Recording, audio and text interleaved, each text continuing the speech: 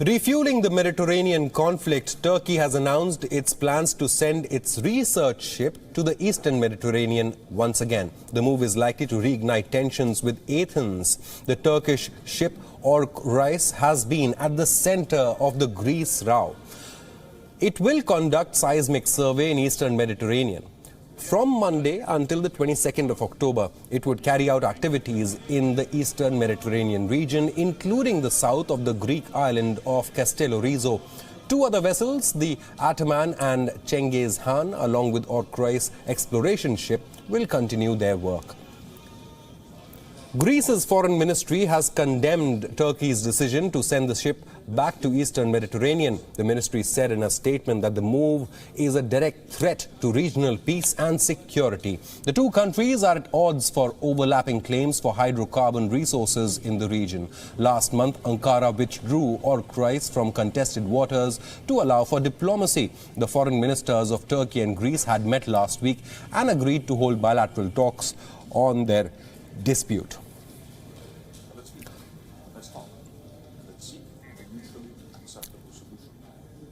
For more on this, we are being joined by journalist and author of War in 140 Characters and David Patrikarakos. He joins us live from Athens and he is the author, like I mentioned, of War in 140 Characters. Now, David, welcome to Beyond. Thank you for giving us your time. We have already seen the response from Greece on this latest move by Turkey. They are calling this a serious escalation of tensions in the region. This comes barely days after the two countries decided to go for talks. So why has Turkey once again decided to send this ship back into contested waters?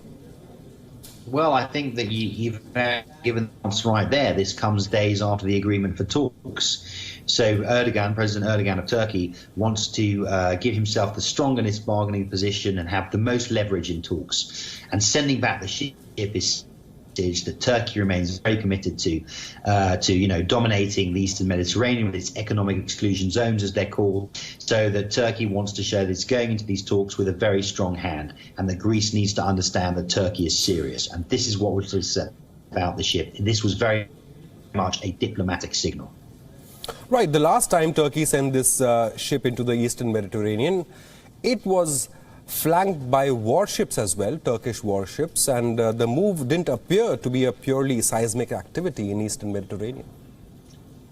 Well, absolutely. I mean, look, the supposed reason for all of this is to do with economic exclusion zones, the gas fields, and everything else. But it's far beyond that. This is about diplomatic and military posturing. This is about President Erdogan flexing his muscles in the region, his regional muscles, like he's doing in Libya, like he's doing in Syria, and Greece and Israel. This is very much, and France is involved now. This is very much about geopolitical control of the Eastern Mediterranean, which is vital in terms of supply routes, in terms of energy routes, and indeed is where the beginnings of the Straits of Hormuz start. So this is way beyond just natural gas. This is way beyond that. This is about a military, geopolitical chess game that's being played out in the Eastern Mediterranean.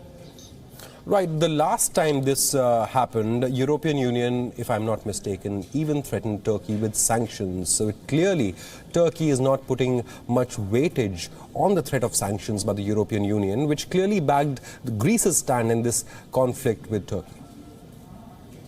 Well, absolutely. I mean, I think that President Erdogan feels that he has the upper hand with the EU in negotiators because, of course, of the refugee crisis. The EU is paying, literally, Turkey billions and billions of euros to keep the refugees in Turkey. Erdogan has said on several occasions he's threatened to release them and to open the floodgates, so to speak, of refugees into Europe. So I think that he believes that he has a strong hand. Don't forget, as I say, he's got billions of euros out of them, plus visas, easy visas for Turks to travel to the EU. And no, I mean, this is yet more brinkmanship by President Erdogan. And do bear in mind that a lot of what he does is for domestic consumption.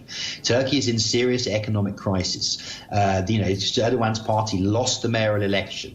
He's in trouble at home politically, and is flexing their muscles internationally to try and show his people he remains a strong leader.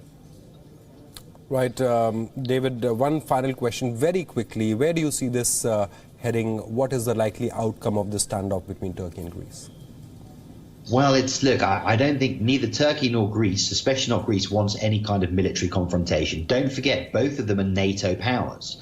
If two NATO powers went to war, I mean, what would happen to the NATO alliance? I mean, this would be existential.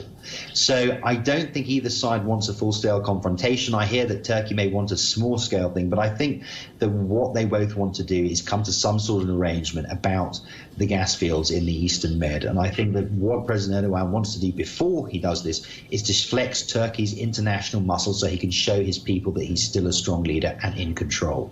David, thank you so much for joining us. In fact, this last point that you mentioned is the most crucial one, isn't it? Both Greece and Turkey remain NATO allies and are still locked in this bitter standoff in Eastern Mediterranean. It remains to be seen how much pressure NATO or, in fact, the European Union can apply on Greece and Turkey to resolve their differences.